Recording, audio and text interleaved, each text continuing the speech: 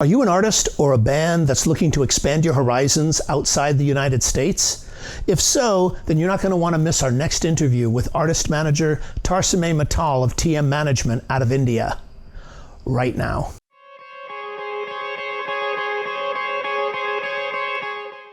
Hey, it's Rich Ezra from MUBUTV. We're coming to you live from Muse Expo here in Hollywood. This channel is dedicated to artists, bands, musicians, and music industry professionals of today and the future. We managed to catch up with Tarsame Mittal of TM Management in India. Tarsame, welcome. Thank you. Thank you, Rich. My pleasure to be here. Thank you. Thank you. Tarsame, tell us about where is the music industry of India at today? What's the state of it? So, Indian music industry to me is at the best place today. Reason being because there are a lot of youngsters who have come into the music business, and although Bollywood will continue to rule the music industry, but there is scope of everything. There is scope of regional music. Regional music is doing really, really good, and the international music as well is growing. Also with the streaming, streaming is a new thing. It's like 5-7 years old, and with streaming there are a lot of big players who have moved into India, and the industry which was slowed down because of piracy of physical cassettes and stuff, physical cassettes and physical CDs, have recently started showing growth, and in the last 1 year the growth has been phenomenal. So it's at the best place where you can explore, do newer things, and the market is open. Tell us about the market as far as India's receptivity for international artists. I mean, are they open to international acts, or is it mainly Indian acts that? To be very honest, I'll give you a little easier answer to this. India is a country of 1.2 billion people, out of which people who understand English as a language are very small in number. So it's not about Indians receptive to the international music.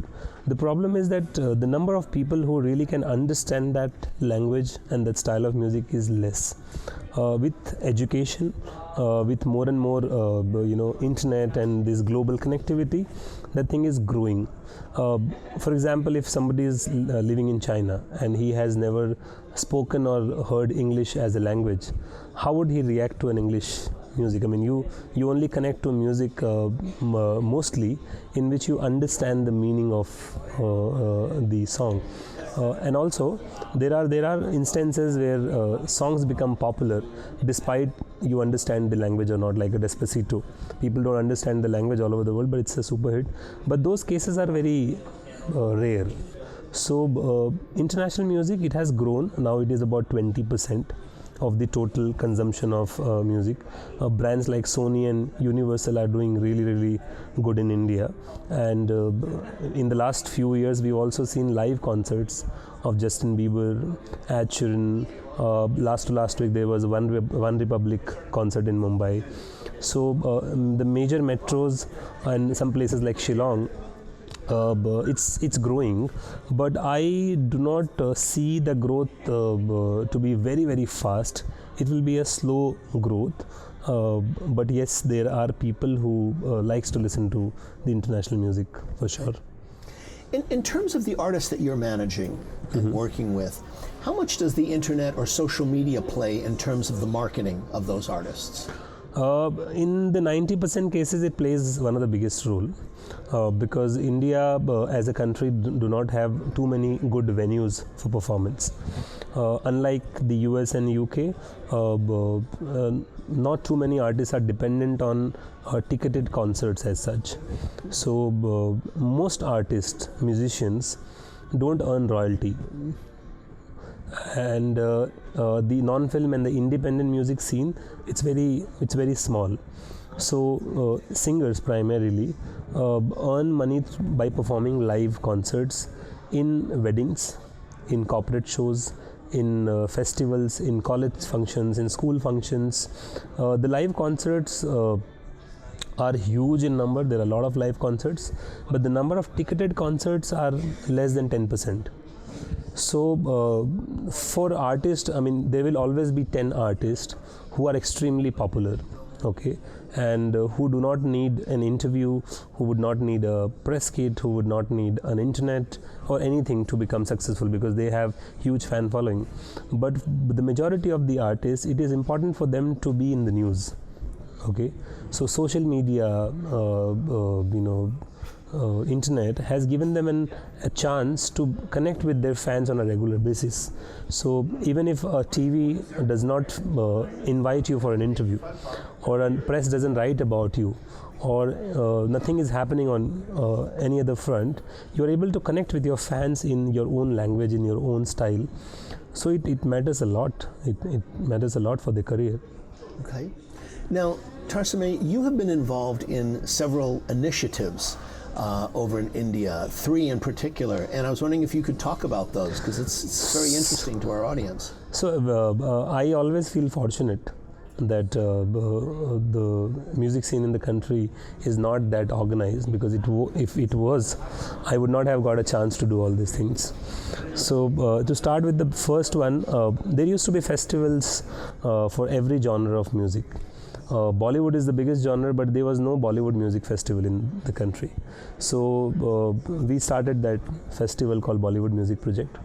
The primary reason of this festival not getting into reality was that people were not sure about how would they handle the egos of the top bands and artists from India.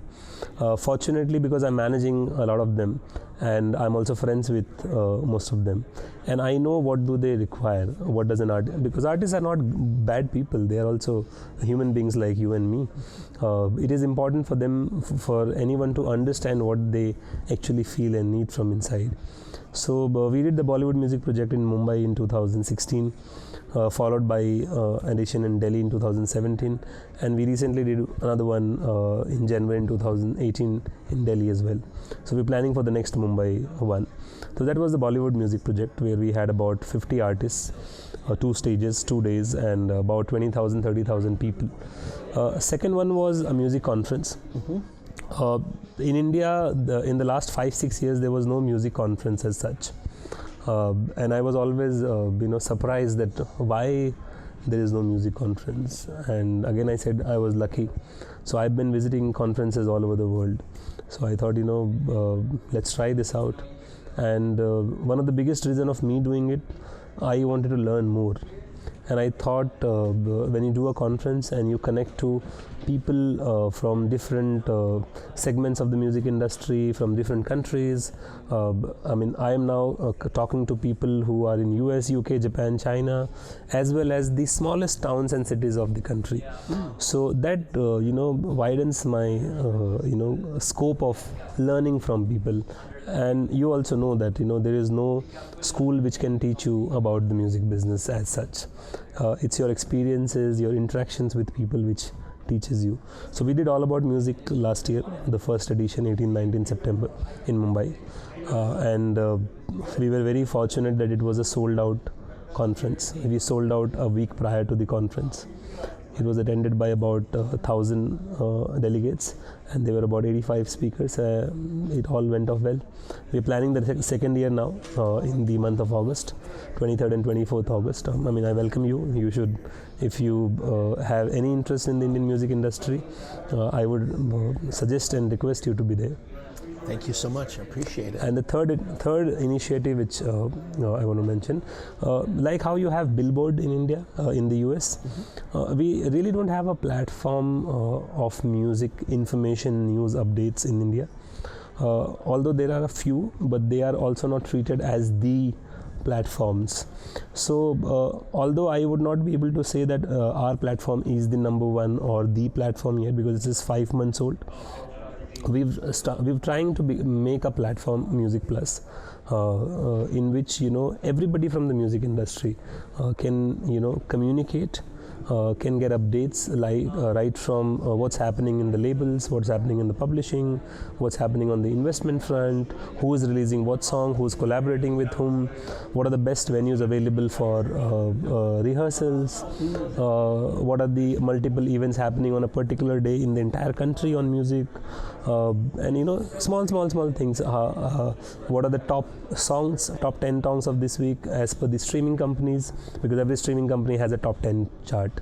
So we are collating that information and putting a top 10 list. So we are doing some hundreds of small activities on that platform, and we are improving every day. So as I said, it launched on 15 November. It's 5.5 months. So our target in the next 6.5 months, when we complete 1 year, is to get more and more feedback from people. So everybody is interacting. We get a lot of reviews from artists, from businessmen, from students who are into the music business. So we keep on improving and exploring what to do.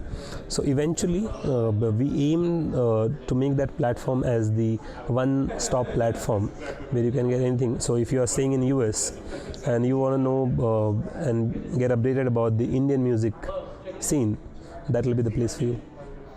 That's great. Thank you so much for doing this. I really appreciate it. Thank you, Rich. Thank you so much for your time. You got it. Thank you. Hey, this is Rich Ezra at MUBUTV. Thanks so much for watching this episode. We'd love to get your comments, so be sure to leave them below. And make sure that you like and share the video as well. If you like this video, or if you're new to MUBUTV, we'd love to have you subscribe. So be sure to hit the subscribe button below. And also, make sure that you hit the notification bell so that you can get notified by email every time we put out a new episode. And finally, we need to hear from you. We need to know what kinds of content and guests you're interested in at MUBUTV. So keep it tuned to your trusted source, MUBUTV, Music Business Television.